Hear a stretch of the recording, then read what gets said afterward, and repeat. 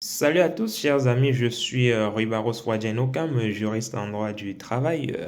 Alors, il m'a été posé la question de savoir est-ce qu'un salarié peut partir en congé payé, n'est-ce pas, si ces congés n'ont pas été validés par l'employeur? C'est une question qui revient très souvent et surtout en cette période estivale où certains salariés pensent qu'ils peuvent faire ce qu'ils veulent. Voilà, effectivement, il y a un salarié d'un de mes clients justement qui est parti en congé cet été et qui n'a pas obtenu au préalable l'aval de son employeur. L'employeur voulait donc savoir est-ce qu'il est possible pour lui de sanctionner son salarié. Alors, avant d'entrer dans le vif du sujet, il faut préciser que les congés payés, justement, c'est cette période durant laquelle le salarié est censé se reposer et il n'est pas censé être au travail. Et durant cette période de repos, il est normalement rémunéré par son employeur. C'est une période qui est prévue par le Code du travail et qui en réalité est une disposition d'ordre public. Donc l'employeur est tenu de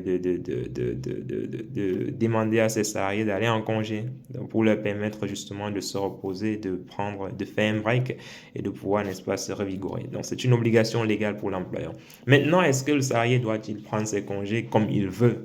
Non, effectivement, non, il y a une législation, n'est-ce pas, en matière de congés payés qui doit être respectée, qui s'applique. Et le principe voudrait que c'est l'employeur, justement, qui doit établir, n'est-ce pas, prévoir, n'est-ce pas, le calendrier de départ en congé. Il doit informer les salariés au moins 2 mois à l'avance pour que ceux-ci puissent poser leur date de départ en congé. Et voilà, il peut modifier cette date de départ jusqu'à au moins un mois, n'est-ce pas, avant la date de départ envisagée. Voilà. Mais est-ce que le salarié peut-il, de son propre chef, donc, décider de prendre ses congés à une date précise sans que son employeur ne l'autorise? Là, il ne peut pas parce que justement, l'employeur avec son devoir et son pouvoir de direction, n'est-ce pas, est le seul à pouvoir autoriser le salarié à prendre ses congés. Donc, les congés du salarié doivent être validés officiellement par l'employeur. C'est pourquoi, lorsque le salarié fait une demande de congé payé, l'employeur, s'il ne souhaite pas que ce salarié prenne ses congés, il doit notifier au salarié le refus de ses congés ou plutôt il doit notifier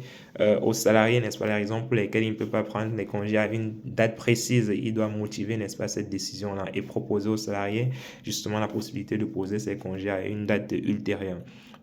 Parce que s'il ne le fait pas, cela sera considéré comme une sorte de validation implicite de la part de l'employeur. Donc, si vous ne souhaitez pas que vos employés, ou plutôt si les dates des congés payés de vos employés ne vous arrangent pas, il faudrait justifier le refus et leur demander éventuellement de pouvoir poser leur congé à une date ultérieure. Peut-être parce que les circonstances, les besoins ou plutôt l'intérêt de l'entreprise ne permettent pas qu'ils puissent prendre leur congé immédiatement.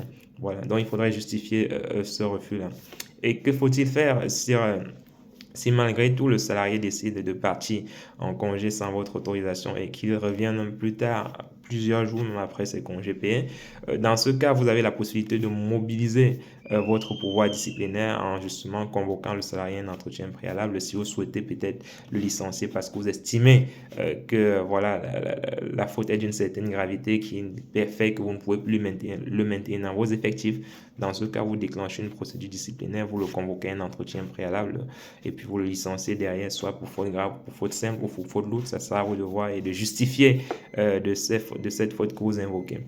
Vous pouvez également donner un avertissement à votre salarié justement au regard des faits qui lui sont reprochés. Vous pouvez enfin aussi lui donner une autre sanction disciplinaire. Ça peut être une mise à pied. Ça sera à vous vraiment de voir en fonction de la gravité de la faute. Il y a une échelle de sanctions que vous pouvez mobiliser justement pour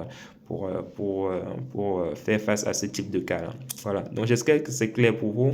N'hésitez pas les amis à commenter, à partager et surtout à vous abonner pour que nous puissions continuer, n'est-ce pas, dans la même lancée et faire davantage des vidéos qui vous intéressent. Allez, on est ensemble les amis. Bonne journée.